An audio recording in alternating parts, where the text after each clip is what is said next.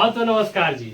आज हम लोग निर्देशांक ज्यामिति को पढ़ने वाले हैं और इससे रिलेटेड जितना भी इम्पोर्टेंट टॉपिक है उसको पूरा हम लोग कवर करेंगे। तो निर्देशांक ज्यामिति, इससे पहले आपका त्रिकोणमिति का 5 वीडियो अपलोड कर दिया गया है। अगर नहीं देखे हैं तो उसको जाकर के देखिए। पूरा जो सेशन होता है बिल्कुल एग्जाम ओरिएंटेड है। जितना भी क्वेश्चन को शामिल किया जाता है वो सब एग्जाम के पॉइंट ऑफ व्यू से मस्त है, इम्पोर्टेंट है। अगर आप इसको पढ़ते हैं तो आपके एग्जाम में यहाँ से 110% क्वेश्चन टकराने का जो है चांस है। तो इसलिए पूरा सेशन को कंप्लीट देखिएगा और बाकी जो लोग हैं यहाँ बैठे हुए ढंग से समझिएगा। चलिए निर्देशांक ज्यामिति की बात करें तो कहते कि इसको है, पहले ये देखते हैं। कह रहे हैं कि नियामक ज्यामिति गणित की वह शाखा है जिसमें ज्यामितीय प्रश्नों को बीजगणित के माध्यम से हल किया जाता है। परिभाषा से समझ में नहीं आया होगा, लेकिन समझो ये जो नियामक ज्यामिति है ना, निर्देशांक ज्यामिति, ये किसी तल में, इस धरती पर आप कहीं भी हो उसको कैसे बताइएगा। अभी एक मोबाइल से हम लोग फोटो जो खींचते हैं गूगल मैप वाला, उसमें दिखाता है लॉन्गिट्यूड और लैटिट्यूड कि आप किस बिंदु पर स्थित है। तो दो चीज उसमें होता है, एक लॉन्गिट्यूड होता है और एक लैटिट्यूड होता है। यही जो है स्थान को निर्धारित करता है। और निर्देशांक ज्यामिति में भी हम लोग यही पढ़ते हैं कि किसी बिंदु का स्थान कहाँ है। इसको निर्धारित करने के लिए जो हम लोग निर्देशांक ज्यामिति को सीखते हैं, तो इसका यूज इसी में होता है। कि मान के चलो तुम कहीं जंगल में चला गया तो कैसे बताएगा कि फलाना गाछ के पास है, गाछ का कोई नाम है। तब वहां से उस बिंदु का तुम लैटिट्यूड और लॉन्गिट्यूड बताते हो, तब पता चलता है कि तुम किस जगह पे स्थित हो। आप गूगल मैप निकाल के जब फोटो खींचिएगा ना तो उसमें लिखा रहता है कि जो है जिस पॉइंट का फोटो खींचा हुआ है लॉन्गिट्यूड इतना और लैटिट्यूड इतना है। तो निर्देशांक ज्यामिति में हम लोग वही जगह को निर्धारण करने की बात करते हैं। तो अब उम्मीद है कि थोड़ा आप लोग समझ गए होंगे कि निर्देशांक ज्यामिति का यूज कहाँ होता है। अब हम कार्तीय नियामक पद्धति के बारे में जानते हैं। देखिए यहाँ जो दो लाइन हम खींचे हुए हैं, ठीक है, यहाँ पे दो लाइन खींचे हुए हैं। जो आप खड़ी लाइन देख रहे हैं और एक पड़ी लाइन देख रहे हैं, इसको हम लोग एक्स अक्ष कहते हैं। इसको क्या कहते हैं? X dash. इसको एक्स अक्ष कहा जाता है। क्या कहा जाता है इसको? एक्स अक्ष। ये क्षैतिज रेखा है। ये कैसी रेखा है? ये जो पड़ी हुई रेखा है इसको हम लोग क्या कहते हैं? क्षैतिज रेखा। क्षैतिज रेखा कहते हैं। और ये जो है वाई अक्ष है। ये क्या है? वाई अक्ष है। ये वाई अक्ष है। इसको हम लोग वाई अक्ष कहेंगे। और ये उदग्र अक्ष है, उदग्र रेखा है। उदग्र अक्ष भी कह सकते हो, उदग्र रेखा है। ये कैसी रेखा है? और ये दोनों एक दूसरे को 90 डिग्री के कोण पे काटती है। ध्यान दीजिएगा, दोनों जो लाइन है एक दूसरे को कितना डिग्री के कोण से काटती है? 90 डिग्री। एक दूसरे को लंबवत जो है ये काटती है। और ये जो दो कटान बिंदु होता है, कटान बिंदु होता है, बहुत ही फेमस एक क्वेश्चन यहाँ से भी बनता है। ये दोनों लाइन के कटान बिंदु को, एक्स अक्ष और वाई अक्ष का जो ये कटान बिंदु है, इसको हम लोग क्या कहते हैं? तो इसको हम लोग मूल बिंदु कहते हैं। क्या कहते हैं जी? मूल बिंदु कहते हैं। और यहीं से सभी दूरियां मापी जाती है। और मूल बिंदु है और ये दोनों यहीं 0 और 0 होता है। दोनों का कोऑर्डिनेट की बात करें तो कोऑर्डिनेट हम जब भी लिखते हैं, निर्देशांक जब भी लिखते हैं, तो वो एक्स अक्ष का और वाई अक्ष का होता है। किसका किसका होता है?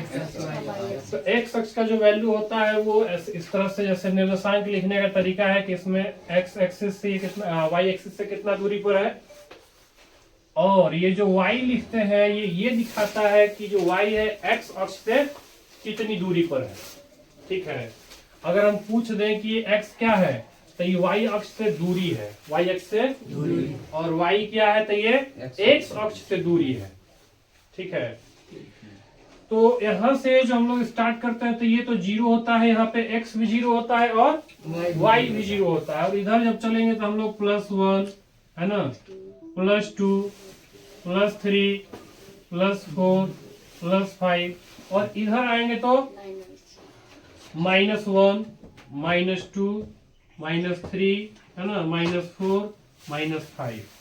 वहीं अगर हम y एक्सिस की बात करें, y अक्ष की बात करें, तो ऊपर जाइएगा तो प्लस में, ऊपर जाइएगा तो प्लस में +1 है ना, +2 +3 +4, और नीचे आइएगा तो -1 -2 -3 -4 और ये हो गया आपका -5।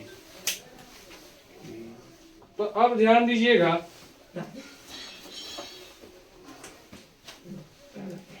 तो यहां से इधर आएंगे तो प्लस में, इधर आएंगे तो माइनस में, ऊपर जाएंगे तो प्लस में और यहाँ से नीचे आएंगे तो माइनस में। उसके बाद आपको जो है यहाँ से जो घिरा हुआ जो क्षेत्र दिख रहा है 1 2 3 और ये, तो हम लोग बात कर रहे थे कि जो 4 घर दिख रहा है आपको, ये चारों को हम लोग क्या कहते हैं, चतुर्थांश कहते हैं। क्या कहते हैं? और यहाँ से भी एक नंबर फिक्स है, 110%। आप लोग को भी पता है, अगर क्वेश्चन में उल्टा के देखिएगा तो ये चतुर्थांश वाला, इसको पाद भी कहते हैं। क्या कहते हैं? पाद। चतुर्थांश कहते हैं या पाद कहते हैं? चतुर्थांश कहेंगे इसी को, या पाद कहते हैं, है ना, इंग्लिश में क्वाड्रेंट कहते हैं। तो ये 4 है, इसको हम लोग प्रथम चतुर्थांश कहते हैं। क्या कहते हैं जी? प्रथम चतुर्थांश। से रोमन में भी ऑप्शन में ऐसे फर्स्ट लिखा रहेगा। इसको द्वितीय चतुर्थांश कहेंगे। इसको क्या कहेंगे? द्वितीय चतुर्थांश। ठीक है जी। और इसको कहेंगे तृतीय चतुर्थांश। और ये हमारा हो गया चतुर्थ चतुर्थांश। लेकिन इसमें जो समझने वाला और पकड़ने वाला बात है, ये समझिए, चतुर्थांश में क्वेश्चन किस टाइप का बनता है ये भी देखेंगे हम लोग। कहेगा कि जो -2,4 है ये किस चतुर्थांश में स्थित है। ठीक है, तो इसको जानने के लिए सबसे पहले आपको चिन्ह को समझना होगा, चिन्ह परिपाटी को यहाँ समझना होगा कि प्रथम चतुर्थांश में कौन सा चिन्ह आता है, द्वितीय में कौन आता है, तृतीय में कौन आता है और चतुर्थ में क्या आता है, कौन आता है। ध्यान दीजिएगा, अब ये घर एक्स एक्सिस और वाई एक्सिस से मिलकर बना है। एक्स एक्सिस और वाई एक्सिस। तो अब इसमें हमेशा जब भी हम लोग निर्देशांक लिखते हैं ना, जब भी, तो पहले एक्स का मान लिखेंगे और फिर वाई का। हमेशा उल्टा अगर दिया रहा एग्जाम में भी तो समझिएगा वो गलत है। हम जैसे कि एक्स एक्सिस और वाई एक्सिस ऐसे लिखते हैं ना, अगर ऐसे अगर लिखा रहे तो क्या ये बराबर होगा? ये बराबर होगा? नहीं, ये बराबर नहीं है। तो हमेशा हम पहले एक्स अक्ष का मान रखते हैं और फिर वाई अक्ष का रखते हैं। तो अब देखिए जो घर बना है ये वाला एक्स अक्ष है, ये वाला लाइन क्या है? एक्स अक्ष है। तो ये बताइए पॉजिटिव है कि निगेटिव है, प्लस में है कि माइनस में? प्लस में। वेरी गुड, ये प्लस में है तो यहाँ पहले प्लस लिखिए। अब वाई वाला को चेक करेंगे, बताओ वाई वाला किस में है? प्लस में। तो यहाँ प्लस, यानी कि जो प्रथम चतुर्थांश होगा इसमें दोनों क्या होगा? प्लस प्लस होगा। अब द्वितीय की बात करते हैं। द्वितीय चतुर्थांश को देखो, यहाँ एक्स एक्सिस है और ये क्या है? तो ये जो घर बना है तो एक्स एक्सिस में देखो माइनस में है कि प्लस में है? तो यहाँ पे माइनस ले लेंगे। वाई वाला देखो प्लस में है कि माइनस में है? प्लस में। Very good. तो यहाँ द्वितीय में होगा वो माइनस और प्लस, माइनस और प्लस। तो एग्जाम में भी आप फटाक से 2 लाइन खींचिएगा प्लस माइनस, तुरंत याद करने के झंझट है इसमें। कॉन्सेप्ट को अगर बेहतर समझ लेते हैं तो आपको रटने से जो है बच जाइएगा। नहीं तो बहुत विद्यार्थी इसको रटता है कि प्रथम plus plus plus plus plus. अरे रटना क्या है भाई, 2 लाइन खींचेंगे और पता चल जाएगा कौन प्लस है कौन माइनस है कि नहीं। तृतीय में आइए, देखिए यहाँ तृतीय में पहले क्या है? एक्स एक्सिस को देखेंगे फिर वाई एक्सिस को। देखने का तरीका, पहले एक्स एक्सिस और फिर वाई एक्सिस। तो इसमें देखिए माइनस में है और जो वाई एक्सिस है ये भी किस में है? तृतीय माइनस माइनस हो गया। चतुर्थ को देखेंगे, चतुर्थ में देखिए ये प्लस में है कि नहीं? तो यहाँ प्लस ले लेंगे कोमा, और ये किस में है? माइनस में है, तो ये माइनस ले लेंगे। तो पता चल गया ये चारों चतुर्थांश के बारे में। अब देखिए कुछ इंपॉर्टेंट टॉपिक यहाँ पे और भी है, जैसे कि हम लोग जो एक्स एक्सिस होता है, निर्देशांक समझे आप लोग? निर्देशांक देखें कि हम लोग जो निर्देशांक को इस प्रकार से लिखते हैं कि उसमें पहले एक्स का मान और फिर वाई का। अब ये होता क्या है जरा इसको देखते हैं, नोट करना है, जल्दी नोट कीजिए इसको, थोड़ा सा स्टॉप कर दो। तो अब हम लोग समझते हैं कि जैसे इस कार्तीय तल में अगर कोई भी बिंदु हो कहीं स्थित हो तो उसका निर्देशांक कैसे निकालते हैं। देखिए सपोज कीजिए कि इसमें एक यहाँ पर बिंदु स्थित है, ठीक है। मान लो कि यहाँ कोई बिंदु P है, ये बिंदु क्या है? P है। तो ये बिंदु P का निर्देशांक लिखने के लिए आपको क्या क्या नॉलेज होना चाहिए, ध्यान दो आजाद कुमार।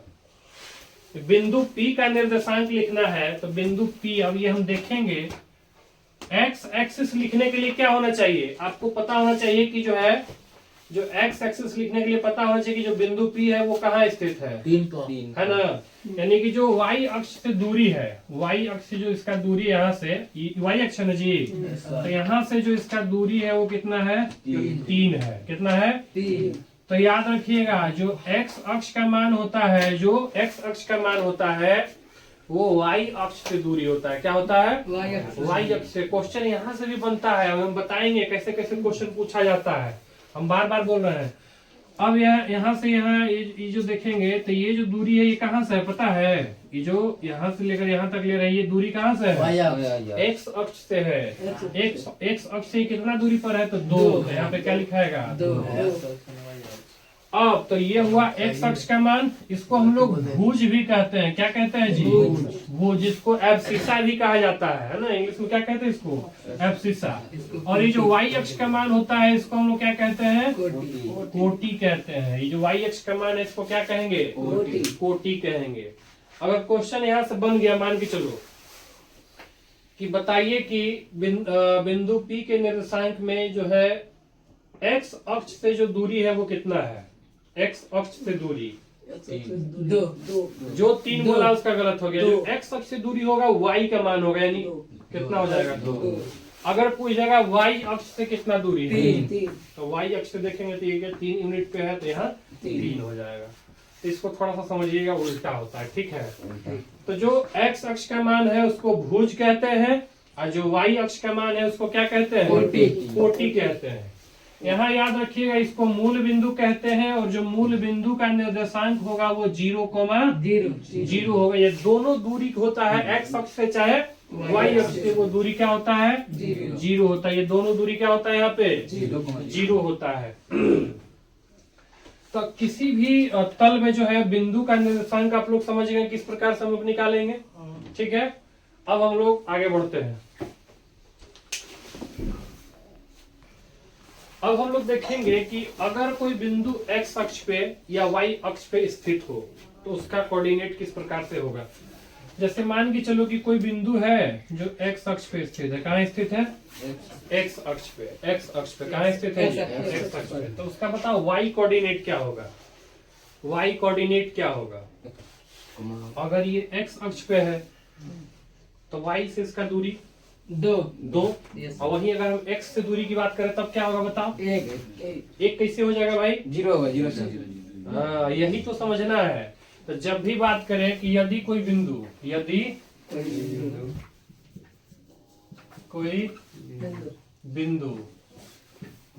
x अक्ष पर क्या हो, स्थित हो, तो उसका y निर्देशांक क्या होता है जी, 0 होता है। क्या होता है, 0। तो जब भी वो x अक्ष पे, तो इस कोऑर्डिनेट ऐसे लिखाएगा, देखना x अक्ष पे है तो y कोऑर्डिनेट 0। इसका मतलब जो x का मान होगा वो तो लिखेंगे ही, और यहाँ y क्या ले लेंगे, 0, है ना। x कोमा क्या हो जाएगा, 0। और दूसरा याद रखिएगा कि यदि कोई बिंदु y अक्ष पे स्थित हो, कहाँ हो, y अक्ष पर हो। तो मान के चलो ये y अक्ष है, यहाँ पे कोई भी बिंदु ले लिए, ठीक है, बिंदु Q ले लिए, ठीक है। अब इसका कोऑर्डिनेट लिखने के लिए बोला जा रहा है। तो x अक्ष जो होता है y एक्सिस से दूरी होता है, कितना हो जाएगा बताओ, 0। Very good, 0। तो ये हो जाएगा 0, है ना। और यहाँ क्या हो जाएगा, ये जो y एक्सिस का मान होता है वो x अक्ष से दूरी होता है, तो x अक्ष से कितना दूरी पर है, 3। तो यहाँ पे 3 लिख देंगे। तो इस प्रकार से हम लोग कहेंगे कि यदि कोई बिंदु y अक्ष पर स्थित हो तो उसका x निर्देशांक क्या, x निर्देशांक क्या होगा, 0 होगा। यानी अगर इसका कोऑर्डिनेट पूरा इस बिंदु का लिखना हो तो हम कैसे लिखेंगे, बोला है क्या कि y अक्ष पे स्थित है, y अक्ष पे है तो x कोऑर्डिनेट 0, यानी कि यहाँ लिख लेंगे 0, y। कभी कभी बोर्ड तुमको भटकाने के लिए ऐसा ऑप्शन दे देगा, ठीक है। कैसा ऑप्शन देगा, यहाँ मान के चलो 0, y होता है, लेकिन तुमको y, 0 दे देगा। तो y, 0 देख के तुम मार सकता है गलती, लेकिन ऐसा गलती कभी मत करना, ये नहीं होगा। ये दोनों आपस में बराबर कभी नहीं है, क्योंकि हम बताए हैं कि पहले x अक्ष का मान लिखेंगे और फिर y अक्ष का मान लिखेंगे। पहले x अक्ष का मान लिखेंगे और फिर y अक्ष। तो ये दोनों पॉइंट बहुत इंपॉर्टेंट है, बहुत ज्यादा। यहाँ से क्वेश्चन बनता ही बनता है। अभी हम जितना भी पॉइंट डिस्कस कर रहे हैं ना, ये सब जगह से क्वेश्चन पूछा गया और बनता ही है। तो आप अपने कॉन्सेप्ट को बेहतर बनाइए, आपसे एक भी सवाल एग्जाम में छूटने वाला नहीं है। तो ये दोनों कॉन्सेप्ट को याद रखिएगा। यदि कोई बिंदु x अक्ष पर स्थित हो तो उसका y निर्देशांक क्या होगा? 0 होगा। और दूसरा है कि यदि कोई बिंदु y अक्ष पर स्थित हो तो उसका x निर्देशांक क्या होगा? 0 होगा। अब अगर आप लोगों से इस थ्योरी जितना भी हम पढ़ाए, एक दो क्वेश्चन करेंगे, आप लोग बताइएगा, ठीक है? बताइए कि -2,4 किस चतुर्थांश में स्थित है? द्वितीय सर। चलिए, कौन कौन है द्वितीय? वेरी गुड, द्वितीय चतुर्थांश हो चुकी है। जैसे ही ऐसा चतुर्थांश वाला क्वेश्चन आए ना, तो 2 लाइन ऐसे ड्रॉ कर लीजिएगा, ठीक है? इसमें ही पता चल गया कि प्लस में होता है, ये भी प्लस में होता है। दूसरा में पता चल गया कि ये माइनस होता है और ये प्लस होता है। ये माइनस, ये भी माइनस होता है और ये भी माइनस, तो ये माइनस कॉमा माइनस है ना। और ये इसमें क्या होता है? एक्स एक्सिस प्लस में होता है, वाई एक्सिस माइनस में होता है। पता चल गया। अब देख रहे हैं कि बिंदु के बारे में पूछा है, तो ये माइनस है और इसमें कोई चिन्ह नहीं है, तो क्या समझेंगे? प्लस। तो माइनस कोमा प्लस, तो माइनस कोमा प्लस किस में है? तो द्वितीय में है। तो ये इसका आंसर क्या हो जाएगा? द्वितीय चतुर्थांश, ठीक है। अब जैसे कोई निर्देशांक लिखा हुआ है 3,4, ठीक है? निर्देशांक को नियामक भी लिखा जाता है, ये याद रखिए। तो 3,4 है और इसमें पूछ देगा कि बताइए x अक्ष से दूरी कितनी है, बताइएगा। x अक्ष से दूरी 4 और y अक्ष से दूरी पूछेगा तो 3 पूछेगा। भुज कितना है? 3। हाँ, भुज पूछ देगा तो भुज कितना है? 3। यानी कि जो x अक्ष का मान होता है वही ना भुज होता है। और कोटि पूछ देगा कि बताइए कोटि कितना है, तो याद रखिएगा क्या होता है? ये 4 होता है, ठीक है? कट कर दिया गया। अब हम लोग थोड़ा सा रिलेटेड फॉर्मूला को डिस्कस करेंगे। दूरी सूत्र, क्या डिस्कस करेंगे? दूरी सूत्र। इसका बहुत बेसिक फॉर्मूला है दूरी सूत्र।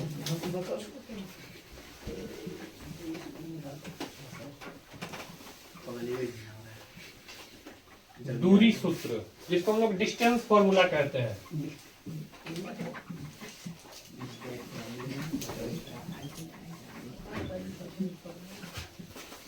बहुत आसान फॉर्मूला है। अब देखेंगे, जैसे किसी तल में मान के चलो 2 बिंदु है, कोई भी तल हो, इसमें 2 बिंदु ले लेते हैं। एक तो हम A ले लिए और दूसरा बिंदु क्या ले लिए? B ले लिए, ठीक है? अब कह रहा है कि दोनों बिंदु का बीच का दूरी क्या होगा? तो जब भी कोई बिंदु होता है तो उसका निर्देशांक होगा x एक्सिस का मान और y एक्सिस का मान। तो मान के चलो कि जो बिंदु A है इसका निर्देशांक है x1 कोमा y1, ठीक? और जो बिंदु B है इसका निर्देशांक है x2 कोमा y2। अब ये दोनों के बीच की दूरी निकालने के लिए हम सूत्र है बता रहे हैं। हालांकि अभी थोड़ा सा रिवीजन चल रहा है और समय कम है, एग्जाम के पॉइंट ऑफ व्यू से देख रहे हैं, तो इस फॉर्मूला को हम लोग प्रूफ भी करके देखते हैं कि एक्चुअल में फॉर्मूला आता कैसे है। तो जो फाउंडेशन नया वाला बैच स्टार्ट होगा इसमें तो हम लोग पूरा डिटेलिंग से पढ़ेंगे। फिलहाल ये जानिए कि यहाँ से यहाँ तक के बीच की दूरी निकालने के लिए हमारे पास सूत्र क्या है। तो दूरी सूत्र होता है, जैसे AB के बीच की दूरी निकालना तो लिखेंगे AB बराबर √, है ना, x2 माइनस x1, तो x2 माइनस x1 का whole square plus y2 minus y1 का होल स्क्वायर। ये हमारा दूरी सूत्र होता है। ये क्या होता है? दूरी सूत्र। आप ऐसे भी लिख सकते हैं इसको कि AB बराबर ये भी लिख सकते हैं कि √ x1 माइनस x2 का whole square plus y1 minus y2 का। ये दोनों सही है, दोनों आप लिख सकते हैं। ये फॉर्मूला दोनों का यूज कर सकते हैं। अगर उल्टा भी यूज कर लेंगे तो हाँ, लेकिन ऐसा मत कर दीजिएगा कि यहाँ पे कि यहाँ पे x और यहाँ पे y मत शामिल कर दीजिएगा। ऐसा गलती नहीं करना है। जो भी कोऑर्डिनेट लिखेंगे यहाँ पे, जो माइनस करके x1 को x2 से या x2 को x1 से, यहाँ पे गलती बहुत विद्यार्थी करते हैं कि x1 माइनस y1 कर दिया या y2 कर दिया। ऐसा नहीं करना है। तो ये दोनों फॉर्मूला को आप लोग नोट कीजिए जल्दी से। सवाल तो अपने से लिख यार है सर। तो अभी हम लोग देखें दूरी सूत्र, क्या देखें? तो दूरी सूत्र हो गया। इसके बाद हम लोग क्या देखेंगे इसमें? विभाजन सूत्र। क्या देखेंगे जी? विभाजन सूत्र। विभाजन सूत्र। इसमें हम लोग देखेंगे विभाजन सूत्र। उसके बाद हम लोग इसमें देखेंगे एक मध्य बिंदु वाला फॉर्मूला, मध्य बिंदु का। उसके बाद इसमें देखेंगे हम लोग, क्या कर रहा है तू, बदमाशी नहीं करो। उसके बाद देखेंगे हम लोग इसमें केंद्रक वाला। क्या देखेंगे? केंद्रक वाला। उसके बाद त्रिभुज वाला देखेंगे। तो ये सब फॉर्मूला को अभी हम लोग कवर करते हैं, ध्यान दीजिएगा। विभाजन सूत्र की बात करते हैं। विभाजन सूत्र जिसको हम लोग सेक्शन फॉर्मूला कहते हैं। क्या कहते हैं जी? Section formula.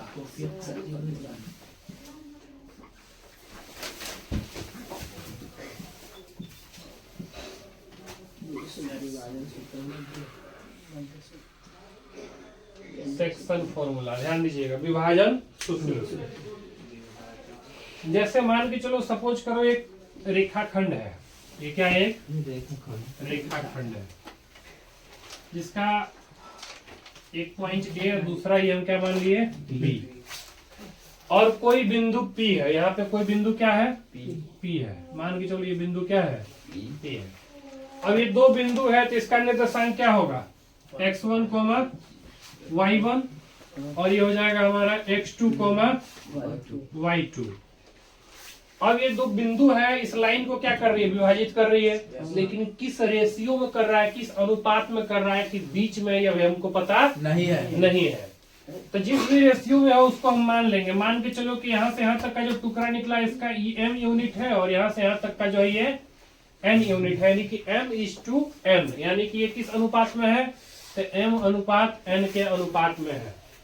और वहीं अगर हम बिंदु P के निर्देशांक की बात करें तो अभी हमको मालूम नहीं है, तो इसको हम क्या ले लेते हैं? x, y ले लेते हैं। तो अब ये इस निकालेंगे कैसे, कि बताइए कि इसका वैल्यू क्या है, बिंदु P का निर्देशांक क्या है। ये दोनों का दे देगा और पूछेगा बताइए बिंदु P का निर्देशांक क्या होगा। या कभी कभी आपसे ये रेशियो ही पूछ लेता है कि अनुपात क्या होगा। सबका निर्देशांक दिया रहेगा, कहेगा बताइए किस अनुपात में बांट रही है, कि बिंदु P जो है A और B को, रेखाखंड AB को किस अनुपात में विभाजित करती है। तो इसके लिए जो फॉर्मूला है, सबसे पहले तो हम विभाजन सूत्र को देखते हैं। तो बिंदु P का निर्देशांक निकालने के लिए जो ये फॉर्मूला है, याद रखिएगा, mx2 plus nx1 divide by क्या हो जाएगा? तो m प्लस n। वहीं अगर दूसरा बात करें y वाला सेक्शन में, तो ये हो जाएगा my2 plus ny1 divide by हो जाएगा m प्लस n। तो ये हमारा विभाजन सूत्र होता है। ये क्या है? विभाजन सूत्र है। लेकिन यही अगर मान के चलो अनुपात की बात कर देगा, अनुपात निकालना हो, तो अनुपात फॉर्मूला तो सेम रहेगा, बस आपको मान लेना होता है। आप के अनुपात 1 मान करके, क्वेश्चन भी ऐसा हम लोग डिस्कस करेंगे, उसमें देखिएगा के अनुपात 1 मान करके हम इस अनुपात को निकालते हैं। स्टॉप कर दो। मध्य बिंदु का निर्देशांक अगर निकालना हो, कर लिया है ना। चलिए, मध्य बिंदु सूत्र की अगर हम बात करें, तो जैसे दो बिंदु है, एक रेखाखंड है A और B। अब इसमें हमको पता है कि यहाँ पर जो बिंदु स्थित है ये बिल्कुल बीच में स्थित है। कहाँ स्थित है? बिल्कुल बीच में स्थित है, बिल्कुल मध्य में स्थित है। यानी कि यहाँ से यहाँ तक का दूरी और यहाँ से यहाँ तक का दूरी सेम है। बोले तो मान के चलो यहाँ से यहाँ तक 1 यूनिट है, तो ये भी हमारा क्या है? 1 यूनिट है। अगर यहाँ से यहाँ 2 यूनिट है, तो यहाँ से यहाँ भी क्या है? 2 यूनिट है। तो मध्य में होने का मतलब है कि दोनों के बीच की जो दूरी है वो क्या है? बराबर है ना। यानी कि हम कह सकते हैं कि जो AP है वो BP के इक्वल है। अर्थात लिख भी सकते हो कि AP बराबर क्या है? BP है। तो जब ये मध्य में स्थित हो तो डायरेक्ट हम लोग फॉर्मूला यूज करते हैं। जैसे इसका निर्देशांक हम ले लिए x1, y1, ध्यान दो, और ये हो जाएगा हमारा x2, y2। तो डायरेक्टली इसका निर्देशांक लिखेंगे। बिंदु P का निर्देशांक निकालना हो तो यहाँ लिखेंगे x1 प्लस x2 बटा 2, कोमा y1 प्लस y2 बटा 2। हालांकि ये विभाजन सूत्र का ही भाग है। अब उसमें हुआ क्या कि रेशियो यह 1:1 बन गया। क्यों भाई? क्योंकि ये बीच में स्थित है। तो जब 1:1 रहे या 2:2 रहे तो सबका रेशियो तो 1:1 ही आएगा। कितना यूनिट रहेगा वो कट के क्या आएगा? 1:1। तो यहाँ m और n की जगह 1 रखेंगे, 1 से गुना करेंगे तो कोई फर्क पड़ेगा? जैसे m प्लस n लिखते हैं तो m और n दोनों एक है, तो एक जोड़ एक क्या हो गया? 2 आ गया। यानी उसी फॉर्मूला का ही एक भाग है। तो मध्य बिंदु सूत्र कहते हैं, और इसको याद रखिएगा x1 plus x2 by 2 comma y1 plus y2 by 2।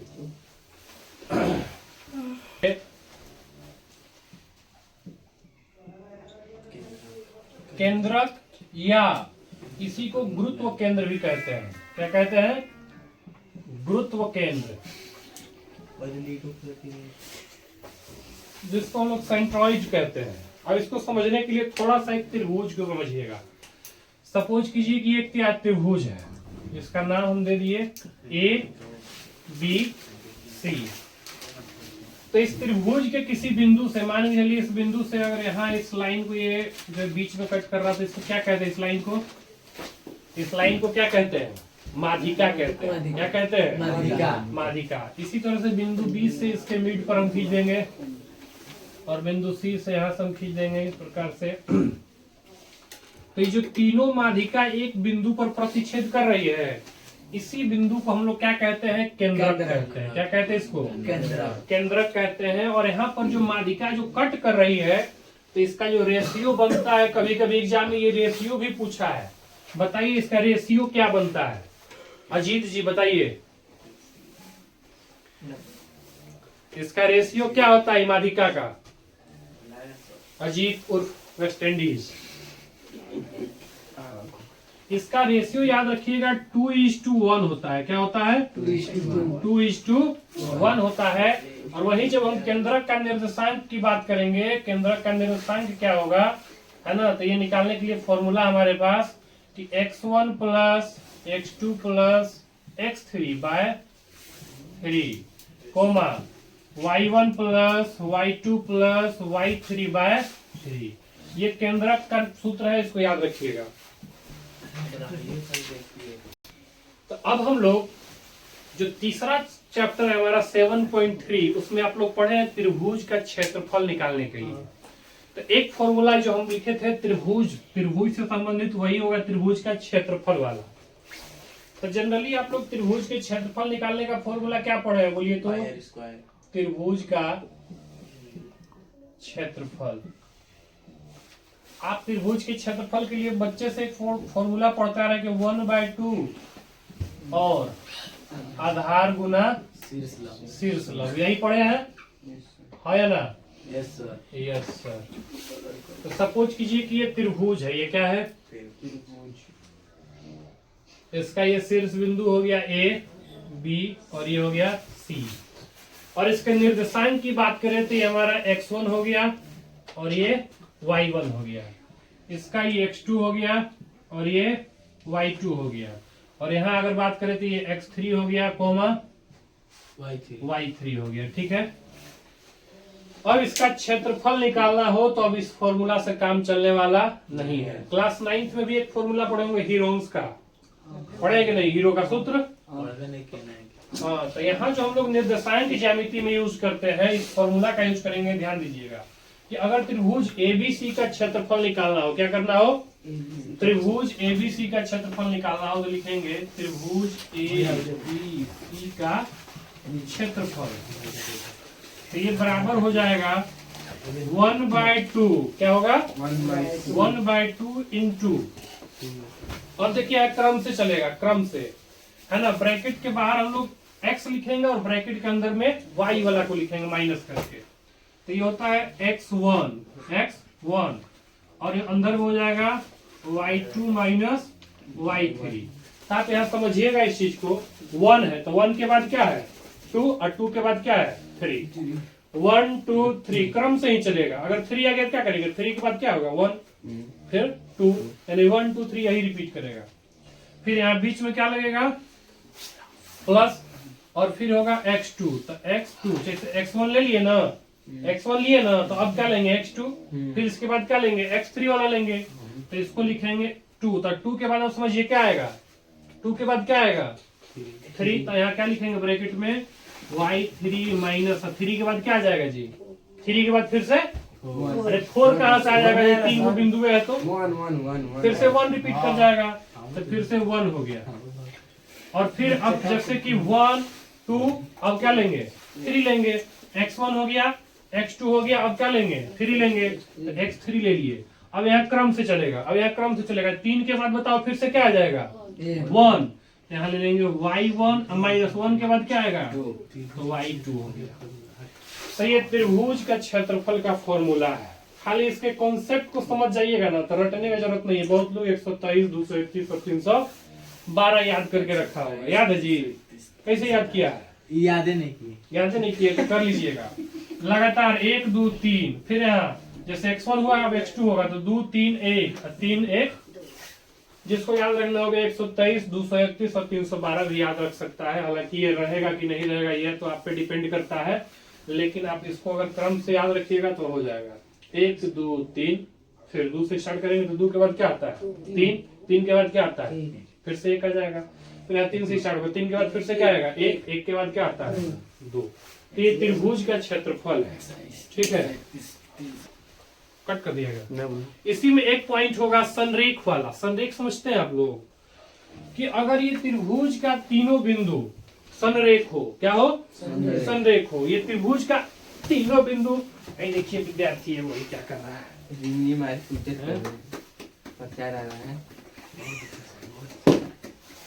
आजाद कुमार संभल के रहो बाबू, क्लास में बैठे हो गेम निकाल के खेल रहे हो, क्लास से बाहर फेंक देंगे। मैट्रिक एग्जाम बचा 45 दिन, ड्रामा करते हो।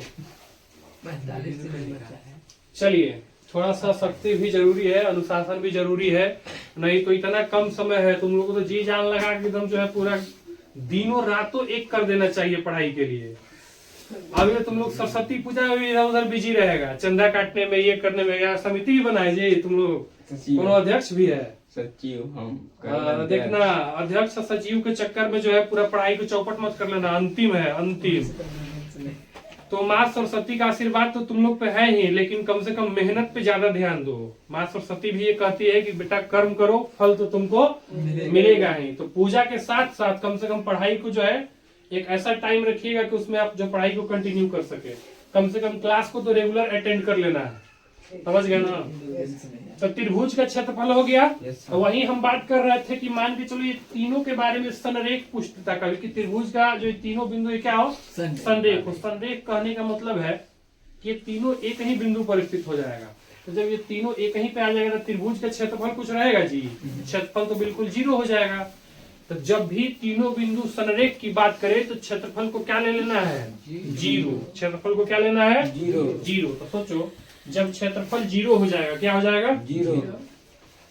लिखेंगे एरिया ऑफ त्रिभुज ABC इक्वल टू क्या हो गया 0। ये कब होगा, कंडीशन बता दिए है कि तीनों बिंदु क्या होगा संरेख, क्या होगा इस पे क्वेश्चन भी करेंगे हम लोग। तो क्षेत्रफल क्या हो जाएगा 0। अब जब इसका जब 0 हो जाए तो इसका फॉर्मूला आपको जो है ये इसको हटा के खाली लिख देना है, यानी कि सिर्फ हो जाएगा x1 है ना, x1 और ब्रैकेट में वैसे ही कि y2 माइनस y3, फिर लेंगे x2 लेंगे तो 2 के बाद क्या आएगा 3, y3 3 के बाद फिर से क्या आ जाएगा 1, फिर x3 लेंगे 3 के बाद फिर से क्या आ जाएगा 1 के बाद क्या आ जाएगा 2। तो इतना ही फॉर्मूला का यूज करना है। जब कब, जब क्षेत्रफल 0 रहेगा, क्षेत्रफल 0 होगा कब, जब तीनों बिंदु संरेख रहेगा। तो अभी तक हम लोग पूरा फॉर्मूला को कंप्लीट किया, लेकिन एक थोड़ा सा फॉर्मूला रह गया। जैसे दूरी सूत्र हम लोग जैसे पढ़े ना, तो तुरंत हम लोग एक मूल बिंदु का भी फॉर्मूला याद रखना है। अब मूल बिंदु वाला कैसे याद रखेंगे समझिएगा। जैसे ये हमारा y अक्ष हो गया और ये क्या हो गया x अक्ष है ना, x अक्ष हो गया, ये x डैश, ये हमारा y और ये y डैश। तो इसके बारे में बताए थे कि दोनों का जो कटान बिंदु होता है इसी को मूल बिंदु कहते हैं। क्या कहते हैं मूल बिंदु। कभी कभी डायरेक्ट पूछता है कि मूल बिंदु का निर्देशांक क्या होगा। यह क्वेश्चन ऐसे पूछा जाएगा कि बताइए कि बिंदु 2,3 बिंदु P का है ना, P 2,3 का मूल बिंदु से दूरी ज्ञात करें, मूल बिंदु से। तो मूल बिंदु तो भाई वही होता है 0,0 होता है, यानी कि दूसरा जो पॉइंट होगा वो 0,0 होगा, है ना। ये मूल बिंदु क्या हो जाएगा 0,0। तो यहाँ से जब भी दूरी पूछे ना, तो जो भी बिंदु दिया रहे देखेंगे मूल बिंदु, तो मूल बिंदु से जो भी दूरी दिया रहे उसको रूट के अंदर करके उसी का स्क्वायर कर दो। जैसे 2 का स्क्वायर, x है तो x का स्क्वायर और प्लस जो y का निर्देशांक रहेगा y का स्क्वायर कर देंगे। तो यही मूल बिंदु का सूत्र होता है, इस सूत्र को याद रख लीजिएगा, ये मूल बिंदु का सूत्र होता है। तो अभी हम लोग निर्देशांक ज्यामिति का पूरा फॉर्मूला को कवर कर लिए हैं, ठीक है। अब इससे जो रिलेटेड ऑब्जेक्टिव है ये कल के क्लास में हम लोग देखेंगे। जितना भी ऑब्जेक्टिव, जो इम्पोर्टेंट ऑब्जेक्टिव है, जो कॉन्सेप्ट पे आधारित है और जो कई बार पूछा गया, जो रिपीटेड है, तो इसको हम लोग बेहतर तरीके से पढ़ेंगे। और इसमें जो लघु उत्तरीय हो, जितना भी लघु उत्तरीय प्रश्न बनता है निर्देशांक ज्यामिति से, ये पूरा सेशन में हम लोग कंप्लीट करेंगे, ठीक है। तो चलिए आज के लिए इतना ही, धन्यवाद, मिलते हैं अगले क्लास में।